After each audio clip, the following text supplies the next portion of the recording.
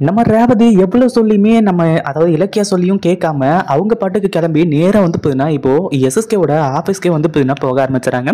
அங்கே போகும்போது கரெக்டாக தாக்ஷாயினி இருக்கிறதுனால தாக்ஷாயினி கிட்ட இப்போ எல்லா உண்மையுமே சொல்ல போகிறாங்க. ஒரு பக்கம் உண்மையிலேயே தாக்ஷாயினிக்கு இப்போ தான் வந்து போதுன்னா மிகப்பெரிய அதிர்ச்சியாக இருக்க போது இத்தனை வருஷமாக இந்த எஸ்எஸ்கே எப்படி வந்து போதுன்னா ஏமாற்றிக்கிட்டு இருந்தான் அப்படிங்கிற மாதிரி சொல்லி, அது மட்டும் இல்லாமல் இந்த தாக்ஷாயினி வந்துட்டு நீங்கள் யார் எதுக்காக எஸ்எஸ்கேவை பார்க்கணும் அப்படின்ற மாதிரி வந்து சொல்லும்போது, நீ இப்போ தான் வந்து போதுன்னா எஸ்எஸ்கேவுக்கு பொண்டாட்டியா இருக்கேன். 30 வருஷத்துக்கு முன்னாடி அதாவது உனக்கு முன்னாடி வந்து நான் தான் எஸ்எஸ்கேவோட பொண்டாட்டி அப்படிங்கிற மாதிரி வந்து சொல்ல ஆரம்பிச்சாங்க.